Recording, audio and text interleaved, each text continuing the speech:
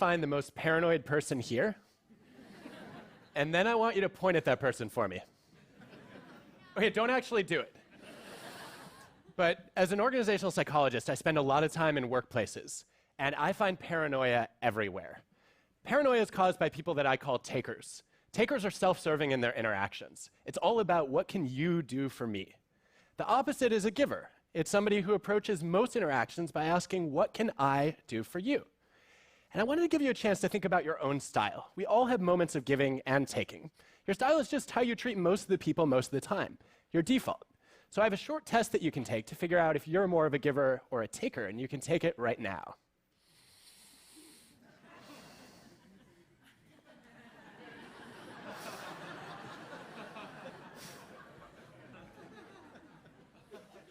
This is the only thing I will say today that has no data behind it, but I am convinced the longer it takes you to laugh at this cartoon, the more worried we should be that you're a taker. Of course, not all takers are narcissists. Some are just givers who got burned one too many times. And then there's another kind of taker that we won't be addressing today, and that's called a psychopath. I was curious, though, about how common these extremes are, and so I surveyed over 30,000 people across industries around the world's cultures. And I found that most people are right in the middle between giving and taking. They choose this third style called matching. If you're a matcher, you try to keep an even balance of give and take, quid pro quo. I'll do something for you if you do something for me. And that seems like a safe way to live your life. But is it the most effective and productive way to live your life? The answer to that question is a very definitive maybe. Now, I studied dozens of organizations, thousands of people. I had engineers measuring their productivity. I looked at medical students' grades, even salespeople's revenue. And unexpectedly, the worst performers in each of these jobs were the givers. The engineers who got the least work done were the ones who did more favors than they got back. They were so busy doing other people's jobs, they literally ran out of time and energy to get their own work completed. In medical school, the lowest grades belong to the students who agree most strongly with statements like, I love helping others, which suggests the doctor you ought to trust is the one who came to med school with no desire to help anybody. And then in sales, too, the lowest revenue accrued to the most generous salespeople.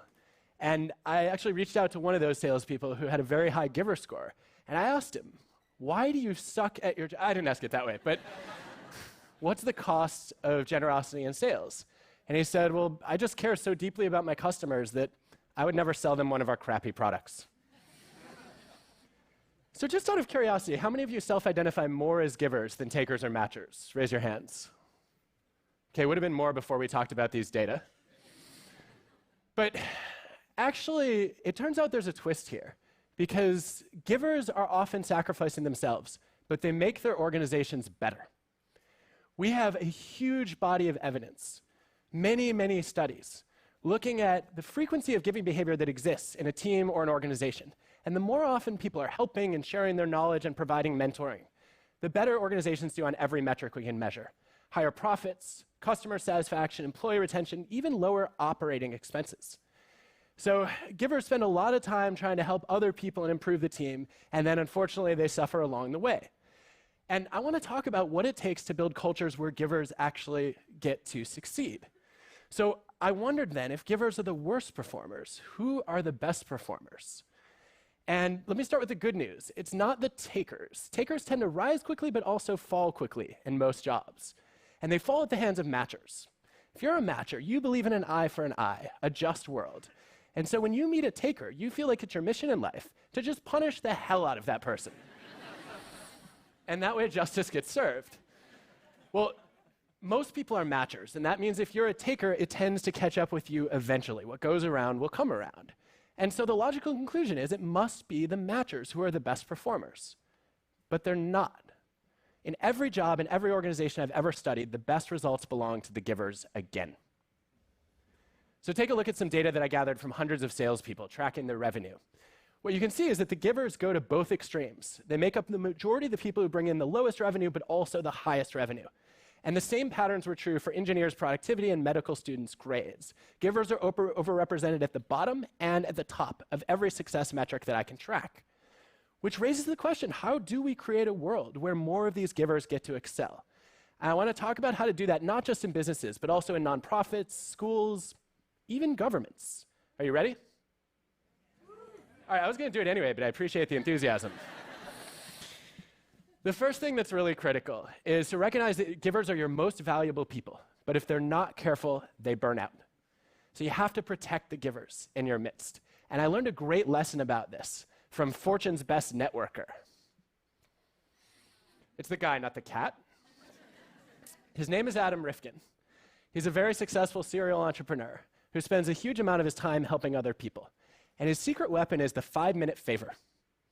Adam said, look, you don't have to be Mother Teresa or Gandhi to be a giver. You just have to find small ways to add large value to other people's lives. And that could be as simple as making an introduction between two people who could benefit from knowing each other. It could be sharing your knowledge or giving a little bit of feedback. Or it might be even something as basic as saying, you know, I'm going to try to figure out if I can recognize somebody whose work who has gone unnoticed. And those 5-minute favors are really critical to helping givers set boundaries and protect themselves. And the second thing that matters, if you want to build a culture where givers succeed, is you actually need a culture where help-seeking is the norm, where people ask a lot. This may hit a little too close to home for some of you. What you see with successful givers is they recognize that it's okay to be a receiver too.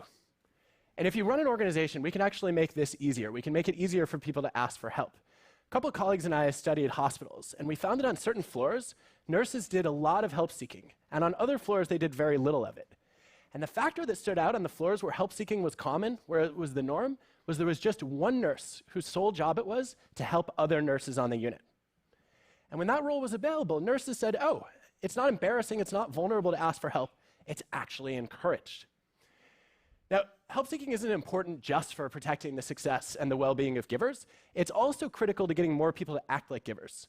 Because the data say that somewhere between 75 and 90% of all giving in organizations starts with a request. But a lot of people don't ask. They don't want to look incompetent.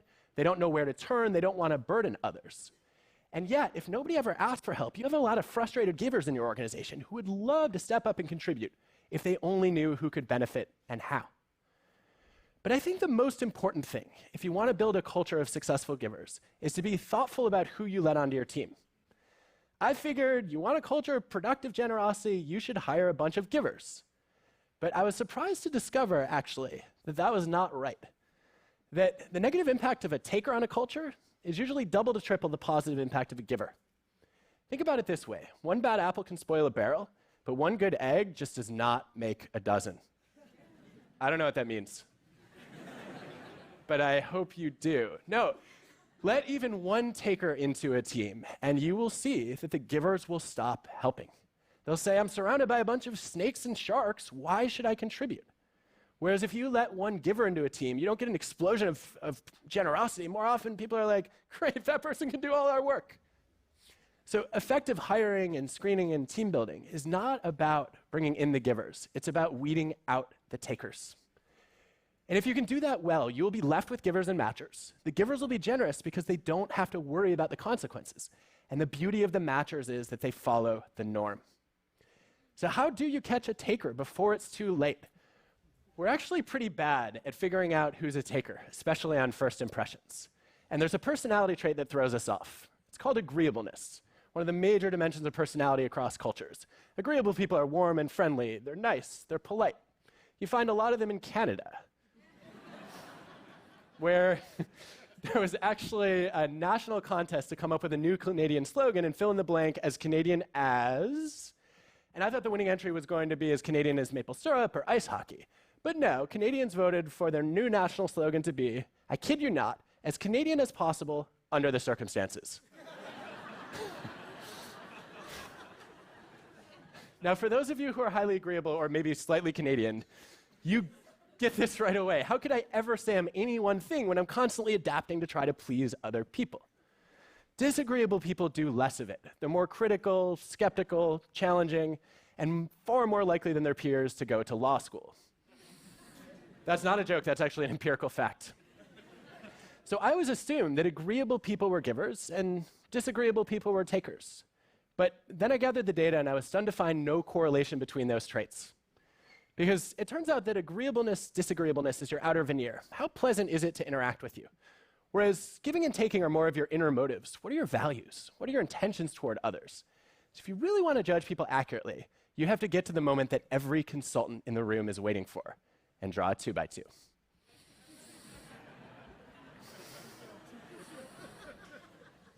The agreeable givers are easy to spot. They say yes to everything.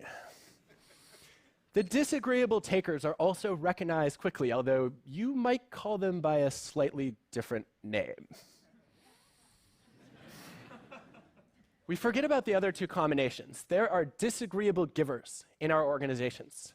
They're people who are gruff and tough on the surface, but underneath have others' best interests at heart.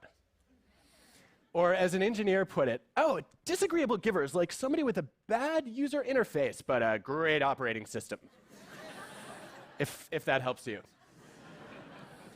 Disagreeable givers are the most undervalued people in our organizations because they're the ones who give the critical feedback that no one wants to hear, but everyone needs to hear. We need to do a much better job valuing these people as opposed to writing them off early and saying, kind of prickly, must be a selfish taker. The other combination we forget about is the deadly one, the agreeable taker, also known as the faker. This is the person who's nice to your face and then will stab you right in the back. And my favorite way to catch these people in the interview process is to ask the question, can you give me the names of 4 people whose careers you have fundamentally improved? And the takers will give you 4 names, and they will all be more influential than them. Because takers are great at kissing up and then kicking down. Givers are more likely to name people who are below them in a hierarchy, who don't have as much power, who can do them no good. And let's face it, you all know you can learn a lot about character by watching how someone treats their restaurant server or their Uber driver. So if we do all this well, if we can weed takers out of organizations, if we can make it safe to ask for help, if we can protect givers from burnout, and make it okay for them to be ambitious in pursuing their own goals, as well as trying to help other people, we can actually change the way that people define success. Instead of saying it's all about winning a competition, people will realize success is really more about contribution. I believe that the most meaningful way to succeed is to help other people succeed. And if we can spread that belief, we can actually turn paranoia upside down. There's a name for that. It's called pronoia. Pronoia is the delusional belief that other people are plotting your well-being. That they're going around behind your back and saying exceptionally glowing things about you. And the great thing about a culture of givers is that's not a delusion, it's reality. Look, I want to live in a world where givers succeed, and I hope you will help me create that world. Thank you.